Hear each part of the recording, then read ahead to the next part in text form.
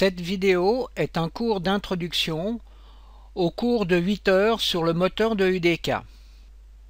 Je me présente, je suis ingénieur de formation et cela fait environ une dizaine d'années que je suis passionné par ce moteur.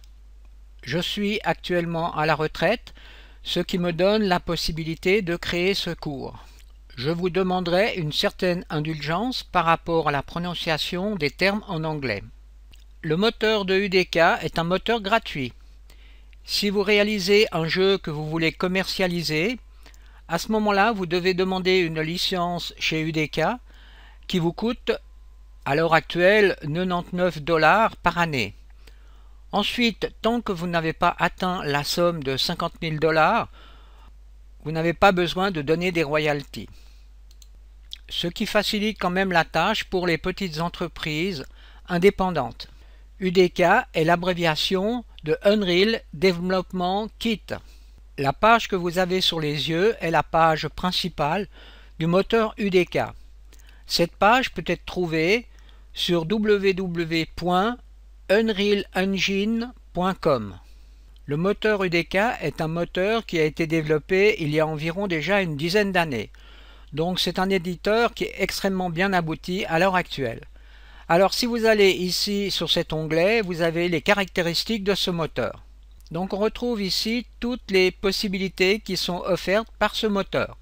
Alors déjà ici vous avez la possibilité d'animation, vous avez de l'intelligence artificielle donc pour vos personnages ou les robots, vous avez donc l'audio, là vous avez un émetteur de particules, vous pouvez créer des cinématiques, c'est-à-dire créer par exemple un film. Vous avez donc l'éditeur à proprement parler. Là, vous avez ce qu'on en appelle le Kismet, qui est un éditeur qui fonctionne à partir de modules et qui évite la programmation en ligne de code. Là, on a un système de lumière d'illumination globale. Ici, vous avez la génération de terrain. Là, on a tout ce qui concerne le networking, c'est-à-dire les possibilités de jouer en multijoueur, donc à travers Internet. On a la physique sur les objets ou bien les personnages. Là, on a les différents types de shaders qui sont des shaders qui travaillent en temps réel. Là, on a d'autres possibilités de rendu aussi.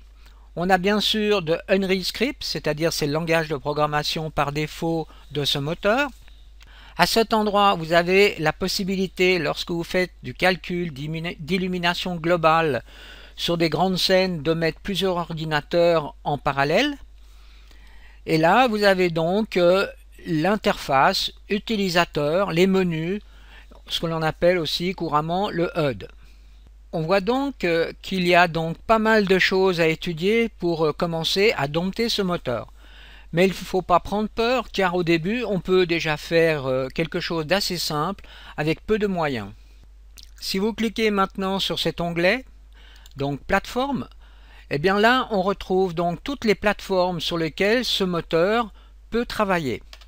Alors déjà en premier, vous voyez qu'on travaille sur un mode Windows, mais qu'on peut quand même exporter le jeu sur iOS, donc Apple iOS. On peut aussi exporter le jeu sur Adobe Flash, sur Android, et vous voyez sur Microsoft Xbox 360, macOS, je viens d'en parler, sur Sony PlayStation 3 et la Sony PlayStation Vita, et aussi Nintendo. Dans le cas de la licence gratuite, on a la possibilité de faire un jeu sur PC, donc sous Windows, sur iPad, iPhone, iTouch et aussi sur macOS. Les autres possibilités d'exporter sur d'autres formats, donc PS3 comme on vient de voir, Android, Xbox 360, ne sont disponibles que pour les personnes qui ont acheté la licence globale. Vous avez donc à cet endroit le support. Donc si vous allez sur UDK, vous allez retrouver donc le forum sur le moteur UDK. Et là vous avez des ressources supplémentaires. Si vous cliquez sur cet onglet, vous allez retrouver tous les jeux qui ont été créés avec ce moteur. dans le cas de PC, de mobile, en télévision, en simulation et puis aussi en architecture. Alors actuellement, le moteur est dans sa 3e génération. Mais là, il vous est proposé une vidéo qui va vous mettre en appétit sur la 4e génération. Je vous conseille donc d'aller la visionner car c'est absolument fabuleux. Entrons dans le vif du sujet en cliquant sur cet onglet UDK pour pouvoir télécharger ce moteur dans votre ordinateur. Alors, vous voyez ici, vous avez un onglet Download. Donc vous pouvez cliquer sur cet onglet. Avant de télécharger le moteur, on va regarder les caractéristiques minimum que vous devez avoir. Donc vous devez avoir un PC avec ses spécifications minimum. Donc soit XP SP3 ou bien Windows Vista avec ses caractéristiques de processeur et de mémoire. Et ce qui vous est recommandé, c'est d'avoir plutôt Windows 7 en 64 bits avec ses caractéristiques pour votre PC. Mais bien sûr, vous pouvez aussi utiliser un Macintosh, ce qui est le cas pour moi, mais en installant Windows 7 64 bits avec l'outil Bootcamp qui vous permet d'installer Windows 7 en natif sur votre ordinateur. Donc au moment du démarrage de votre ordinateur, vous choisissez sur quel système d'exploitation vous voulez travailler. Alors là, vous pouvez donc télécharger la dernière version du moteur de UDK, qui est la version du mois de novembre. Là, si nécessaire, vous pouvez télécharger des versions un peu plus anciennes. Alors attention, le fichier est énorme, c'est 1,8 GB, donc c'est assez gros. Donc cela prendra peut-être un certain temps suivant la vitesse de transfert de votre Internet. Donc une fois que votre fichier est téléchargé, vous pouvez cliquer sur exécuter. Donc après avoir appuyé sur exécuter, vous avez une fenêtre qui vous demande si vous êtes administrateur. Donc il faut bien sûr dire oui car il faut être administrateur pour installer ce logiciel. Ensuite, au bout d'un petit moment, vous arrivez sur cette fenêtre et là bien sûr vous acceptez les licences. Alors là, vous pouvez choisir un type de projet. Donc déjà un projet pour un jeu du type UT3, donc Unreal Tournament 3, ou bien un jeu avec un répertoire vide. Alors là, je vous conseille de laisser ceci par défaut et vous cliquez sur EA Next. Ensuite, vous avez ici le chemin où se trouvera votre jeu. Alors, je vous conseille de laisser ce chemin par défaut. Donc, disque C, répertoire UDK et version 2012 du mois de novembre. Dans mon cas, j'ai rajouté 11 ici car j'ai déjà installé le moteur sur mon PC. Donc ici, c'est simplement pour faire un exemple d'installation. Ensuite, vous cliquez sur Installer. Alors là, vous pouvez constater que la décompression des fichiers se fait extrêmement vite car je suis ici sur un Macintosh qui a un disque SSD, donc qui est beaucoup plus rapide que les disques à 7200 tours. D'ailleurs, ce Macintosh, c'est en réalité un portable de dernière génération avec l'écran Retina. N'oubliez pas que vous avez un fichier de 1,8 GB.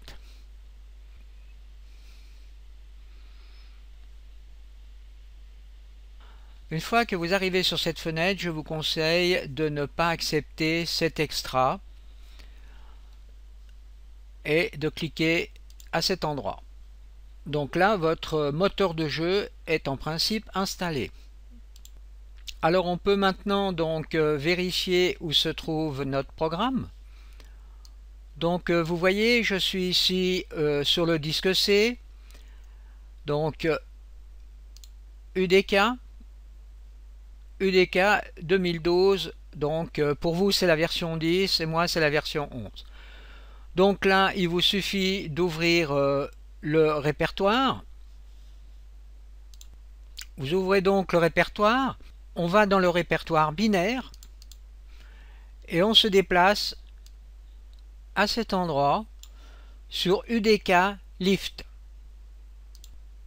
Si l'on clique 2 fois sur cette application, on démarre le jeu.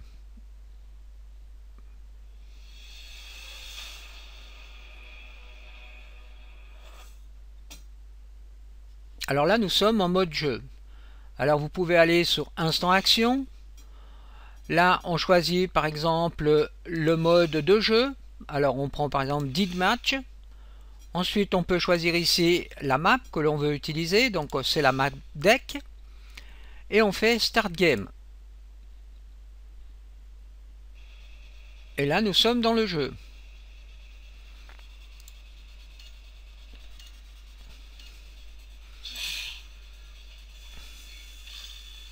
Ah, il y a déjà des ennemis.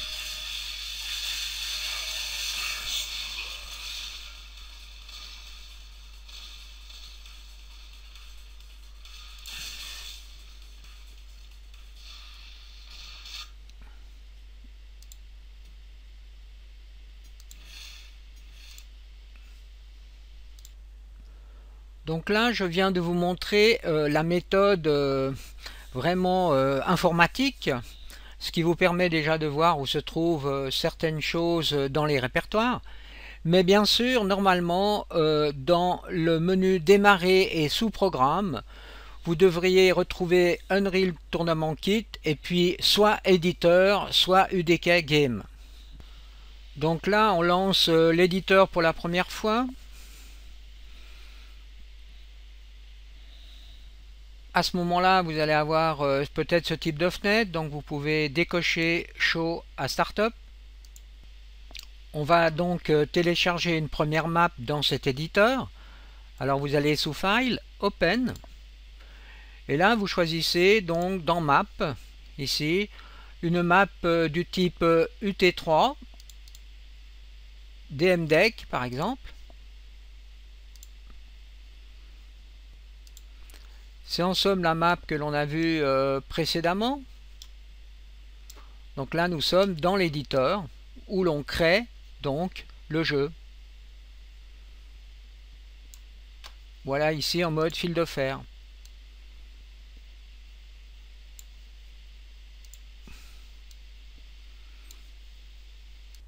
Je tiens à vous signaler la différence qu'il y a entre le moteur que j'ai utilisé il y a 2 ans pour créer ce cours et le moteur que nous venons justement de voir actuellement.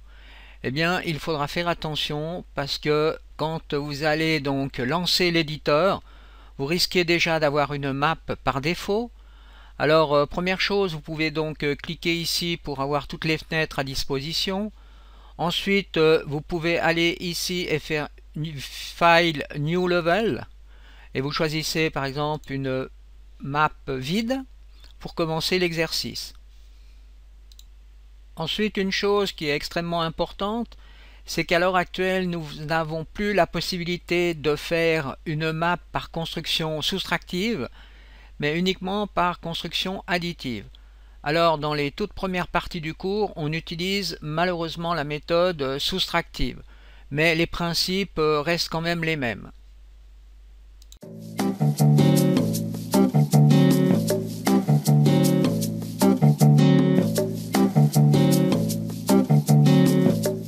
Dans cette première partie de cours, nous allons étudier donc les différentes possibilités de cet éditeur. Mais pour que la chose soit pas trop théorique, nous allons pratiquer à l'aide de petits exemples pratiques. L'éditeur se présente donc de 4 fenêtres que l'on peut ici, vous voyez, sélectionner simplement en appuyant avec le bouton gauche de la souris. Alors si je veux savoir à quelle fenêtre j'ai affaire ici, si c'est une fenêtre de dessus, de face ou de côté, je peux ici cliquer à cet endroit pour aller voir le type de fenêtre. Ici, vous voyez que j'ai une fenêtre de dessus, top.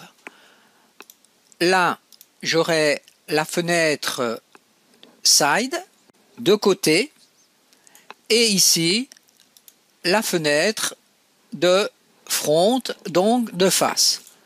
Là, vous avez la fenêtre perspective. Donc, nous venons déjà de voir par ce simple petit exemple que ici, vous avez tout plein d'informations à disposition. Alors, nous reviendrons dessus au moment utile. Maintenant, regardons comment on peut se déplacer dans, par exemple, la fenêtre de dessus. Ceci, forcément, ce sont des fenêtres 2D. Alors, simplement en cliquant avec le bouton gauche de la souris et en déplaçant votre souris sur la table, vous voyez que vous pouvez donc déplacer simplement vos vues 2D. Maintenant, si vous désirez faire un zoom sur la vue, il vous suffit d'utiliser la molette de votre souris pour obtenir un zoom de la fenêtre. Forcément, ceci c'est valable dans ces 3 fenêtres. Dans le cas où vous n'avez pas de molette centrale sur votre souris, vous pouvez quand même faire un zoom en appuyant en même temps sur les 2 boutons de la souris, donc gauche et droite. Vous voyez que j'obtiens aussi ici un zoom. Les déplacements donc dans la fenêtre perspective se font de la façon suivante. Donc bouton gauche de la souris, déplacement dans ce sens, zoom avec la molette de la souris et bouton droit. Ceci vous permet, vous voyez, de monter en haut et en bas, ainsi que de faire aussi des rotations gauche et droite. Donc, je vous conseille d'utiliser donc les boutons de la souris et de voir exactement ce qui se passe. Nous allons voir maintenant qu'il existe 2 méthodes de création d'une map dans le moteur de Unreal.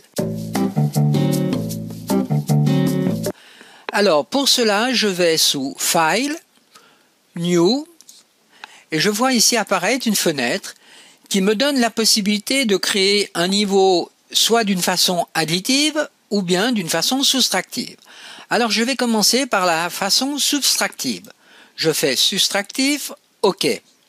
Nous voyons maintenant que dans chaque fenêtre est ici représentée une boîte, c'est-à-dire un cube, que vous voyez je peux sélectionner en cliquant sur le bord du cube. Ceci est ce que l'on appelle une broche. C'est un outil qui va nous permettre de créer soit en mode soustractif, soit en mode additif. Déjà, première chose, comment puis-je dimensionner cette boîte, ou bien plus exactement cette broche? Eh bien, je vais ici sous des primitives en forme de cube, de cône, cylindre, de plan, de sphère et ainsi de suite.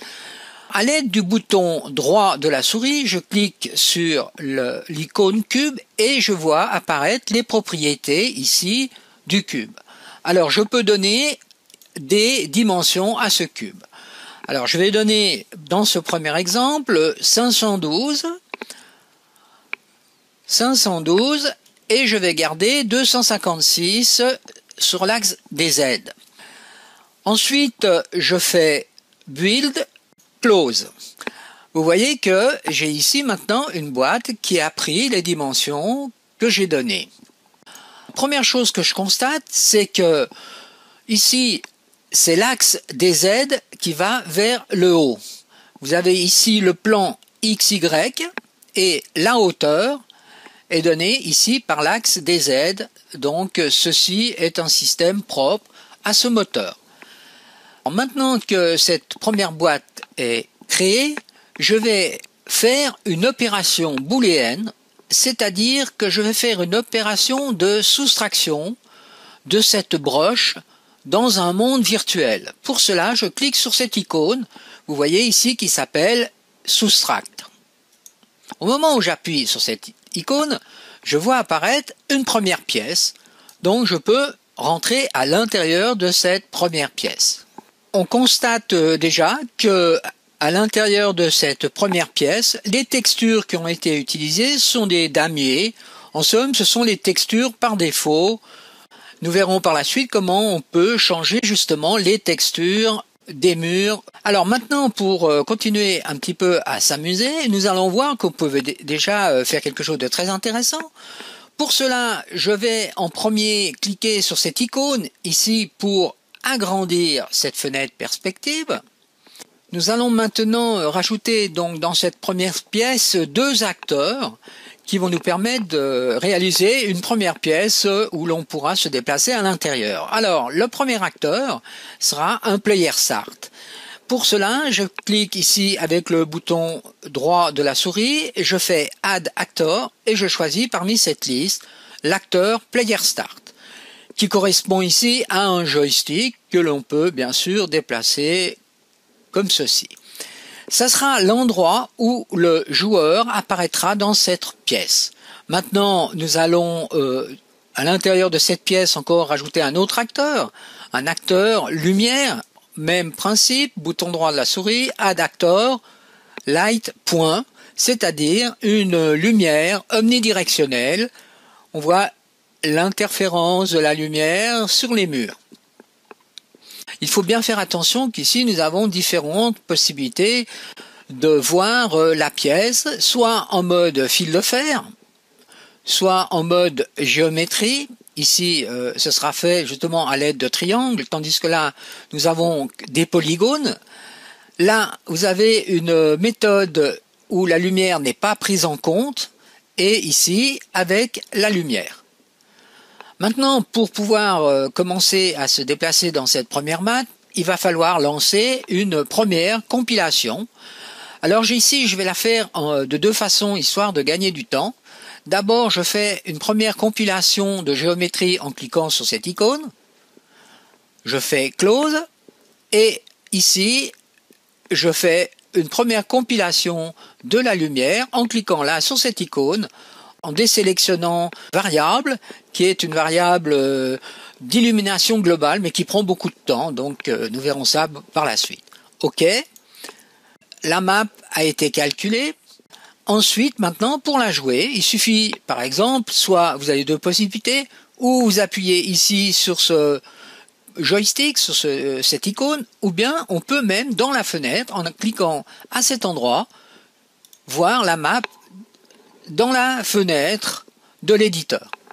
Alors, pour se déplacer, vous utilisez, par exemple, la touche W du clavier pour aller en avant, la touche S pour aller en arrière, A d'un côté, D de l'autre.